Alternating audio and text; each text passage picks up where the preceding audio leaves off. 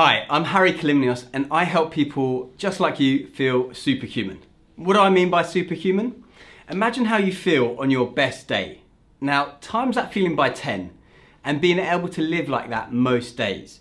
Days when your focus, your productivity, health, energy, relationships and life in general is really flowing well. How would that really feel like? Take a moment right now and think about it. Feeling like a super version of yourself. The reality is that right now, most people are far from that. Ill health, malaise, dis-ease, fatigue, stress, burnout, they're commonplace in today's society and workplace. The term well-being is now on everyone's lips. And why? Okay, because many of us are seeking it.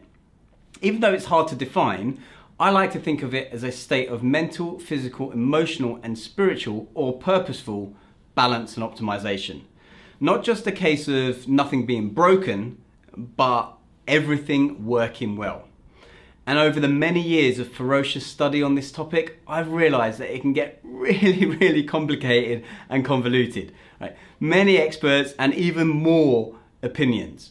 So I've sought to simplify what I know to work into something that you and I can both understand, but more importantly, apply. And it's all detailed in a super compact and easy to read book called Working Well that I've written with my co-author Andrew Sharman. And this model of well-being is called sonar. Okay? Sonar, it's an underwater radar, if you like, a way to detect what is going on underneath the surface. Okay? That's what sonar is all about. And that's what this framework and this model for health and well-being is all about, detecting what's going on underneath the surface of you. 5 key elements to well-being, health and energy, okay, to help you live a happier, healthier, longer life. These 5 elements are sleep, oxygen, nutrition, activity and rituals. Let's look at sleep. 60% of people regularly wake up feeling tired in all the seminars and workshops that I run. Okay, sleep is a crucial component to health. And being tired and sleep deprived affects more than just your mood and energy. Okay? It can affect your weight, your mental health, your focus, your memory, your insulin resistance, your productivity and more. It can also affect your lifespan. In fact, those people that regularly sleep less than 6 hours per night, it's been shown to increase their risk of all-cause mortality by more than 13%. And even if you're getting between 6 and 7 hours, that still increases all-cause mortality by 7%. Even by having just 10 days of 7 hours sleep has been shown in one study to show that your brain is as dysfunctional as going 24 hours without sleep. So if you want something that is going to help you become more productive, enhance your memory, make you more creative, as well as, believe it or not, more attractive, keeps you slim, lowers your food craving, wards off the cold and the flu, as well as lowering your risk of heart disease, stroke and diabetes, and not only that, helping you to feel happier, less depressed and less anxious, it's sleep. Okay? It used to take me 45 minutes or more to fall asleep, and I used to think that that was normal.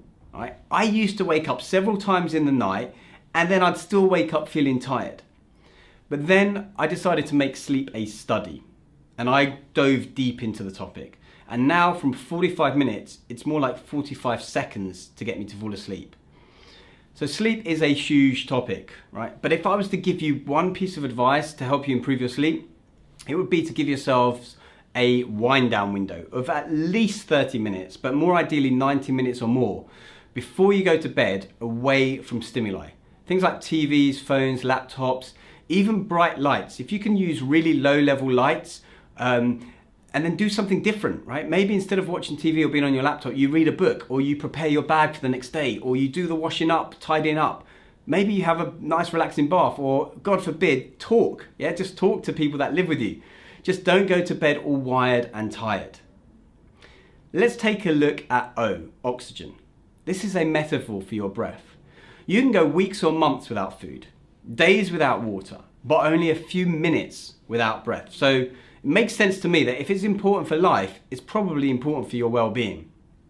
I once had a friend who at the time was 30 years old and his dad was 100 years old. So you can do the math on when he was conceived. When my friend asked his dad, "What's the secret to your long life?" his father simply said, "Breathing." Now, he didn't say this in a flippant way, of course. You have to breathe or you're going to die. He himself was a lifelong practitioner of martial arts, Eastern philosophies and practices.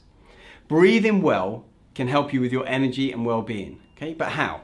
Well, it improves your focus, it stimulates your relaxation response, can modulate insulin, calm the mind, help move toxins out of the body, reduce anxiety, boost the immune system, reduce your blood pressure, and so much more. And the reason I love it so much is it's always with you. But most people, in my experience, are breathing poorly. They're breathing into the upper chest and possibly through the mouth, even though they might not realize it. Now, the problem with this is it doesn't allow for your lungs to fully expand. Breathing into the belly, allowing your diaphragm to lower, will allow for more air to enter the lungs. And that means more energy. Your cells need oxygen to fuel their energy centers.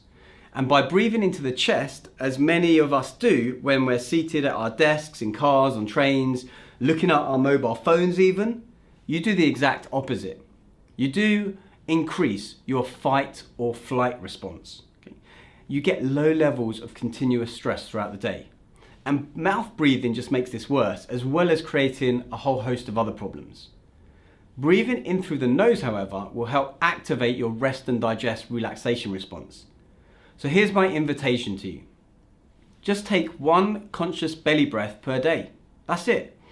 And then gradually, over time, start to increase it. And you can start right now listening to this. Put your hand on your belly and see if you can move it by breathing into the belly. It's truly the secret. Let's now talk about N, nutrition. In this category, we place water and food. I used to take water for granted and not really make the connection between food and health for a long time. I didn't even eat vegetables until I was almost 20 years old, if you can believe it. But a 5% reduction in water in your body can result in 30% decrease in energy. And even just a 1.5% reduction in water content can result in headaches. And most people in my experience are chronically dehydrated. So how to check if you're hydrated enough? Check your pee. If it's practically clear, you're perfectly clear. If it's not, you're not. When it comes to food, sometimes we think of it as just fuel. And even if that is the case, would you ever really put poor quality fuel into a high performance sports car? Not if you wanted to win a Formula 1 championship, you wouldn't. And yet, even recently, the BBC reported on an influential study coming out of the Lancet, how poor diet is contributing to millions of deaths a year, around 1 in 5 deaths around the world. The sports car analogy is in fact slightly incomplete because food is also what your body is made from. The cells in your body, they die, new cells take their place, and where are these coming from? Yes, the food that you eat. So the fuel is literally rebuilding the sports car, not just fueling it. Now, I could talk for days and days about food. It's a big topic. Protein, fat, carb, high carb, low carb, vegan, vegetarian, paleo, keto, Atkins, South Beach diet, calorie counting, calorie restriction, and on and on and on and on. But the solution can be summed up nicely in just 9 words taken from food author Michael Pollan. Eat real food. Not too much, and mostly plants. Okay, eat real food, not too much, and mostly plants. So my invitation to you is to do just that. Take a look at your plate. Is it modest and does it consist of real food? And is at least half the plate made up of plants?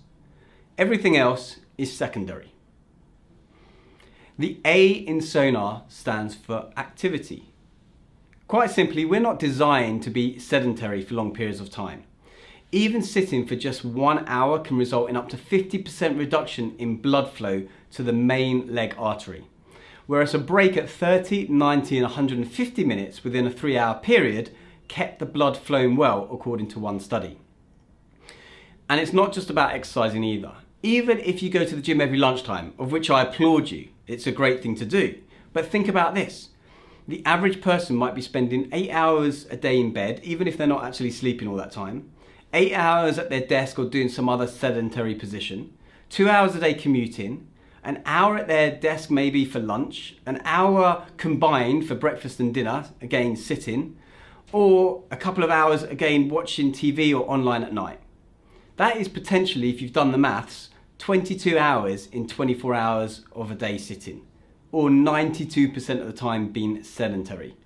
We're just not designed to do that. Okay? Move little and move often. That is the key.